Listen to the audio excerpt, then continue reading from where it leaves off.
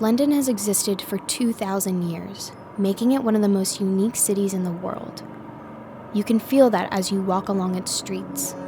Layers of stories covered up by buildings, houses, asphalt, and paint. During my first couple of weeks in London, I attempted to integrate myself into this complex culture by getting on the tube and stepping out into unknown stations. I wandered the confusing passages, appreciating the experience of getting lost, rather than going somewhere. As I continued to explore, I was led to places I probably would never have ventured otherwise. One day I found myself on a free tour of London's East Side, which focused on its street art and its culture. Even though I was experiencing this area with a pack of tourists, I found myself in a world of London I had not yet come across. It was the place I had been searching for, what I'd hoped to discover all along. Endless walls of art filled the area, creating one big canvas in constant progress. Street art tour will be the hardest tour to get, as it's always evolving, changing, new artists are always emerging.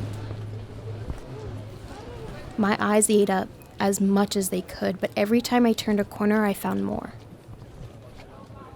It was infinite, but at the same time limiting. Searching sometimes required more attention, more focus, and a continued persistence that many people don't have the patience for. I wouldn't be exaggerating if I said that this tour completely changed how I looked at London.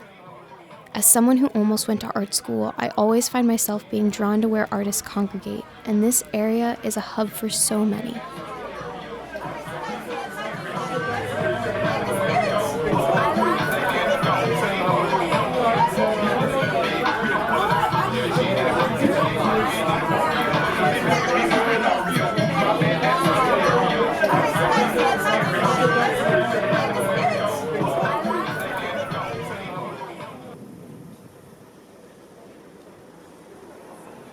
I started following artist tags of the work I kept seeing and enjoyed on social media.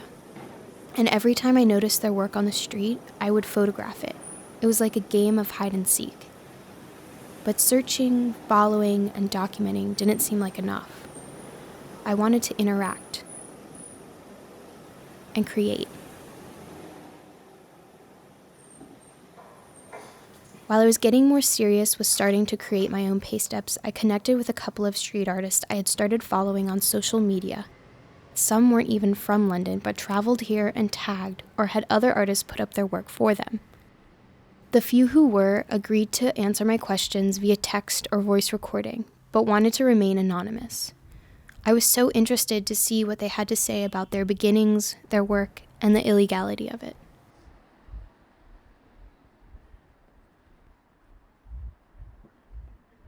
With these responses continuously encouraging me, I drew more and I pasted more.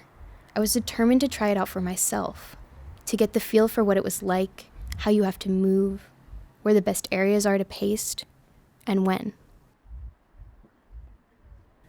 I found myself surging with energy every time I pulled out the glue in a new drawing. I adopted a fluid and abstract aesthetic with the tag as scout and paste to post with it.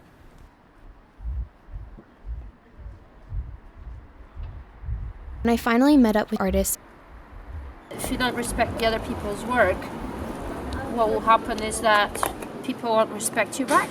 Exactly, yeah. And so they'll basically go over your work as well.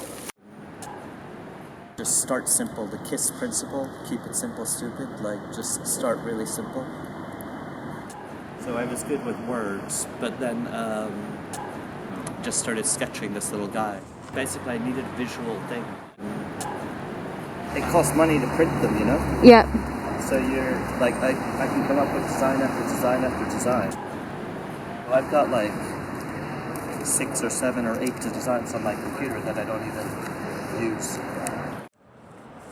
For me, tags are by far the most important part of graffiti and street art. It is our brand, it's our logo, it's how people get to know who we are.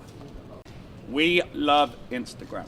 Because tomorrow morning, someone goes through their Instagram account, they see something you posted, they like it, they want to know who the artist is. Possibly commission the artist. How do they know who did it? It is all through the tag. I learned a lot about the culture of street art. It made me feel better about my work. Before, I felt like an outsider, someone not a part of the art scene in London, trying to create a mark that I had no place leaving. They stressed that most of the people who are doing this have other jobs, families, and responsibilities in their life. But they do this public art because it means something to them, and they're passionate about it. It isn't just a path for artists. For some people, if a girl draws something that is dirty and filthy, and it's like, people grow the fuck up, and it's about challenging those expectations of what femininity should be and how women should behave. It's like, who are you to tell me how I should behave?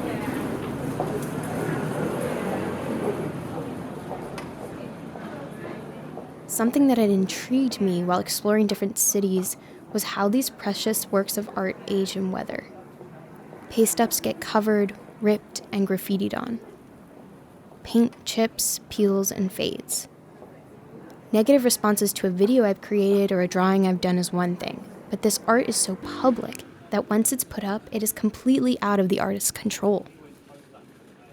I remember the first time I went back to see my paste ups and being so happy that they had lasted the rain and wind and seemed in relatively good condition.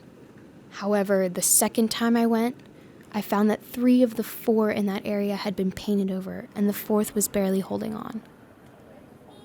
It made me realize that all art has a life cycle. The art isn't just facing environmental destruction, it's working against city maintenance, other artists, and the public. The city seeks to cover up.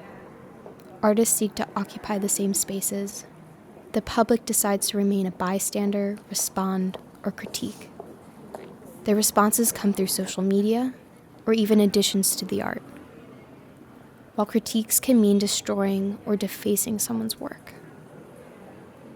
But what I've learned from this experience and other artistic journeys I've gone through is that a negative response is better than no response at all. That making someone look and making someone react is meaningful, even if it's in a way you don't intend. And each reaction, each addition, adds more layers and history to the walls of London. This experience has created lasting memories and an impression that if something doesn't make my heart beat faster, then it's not worth doing.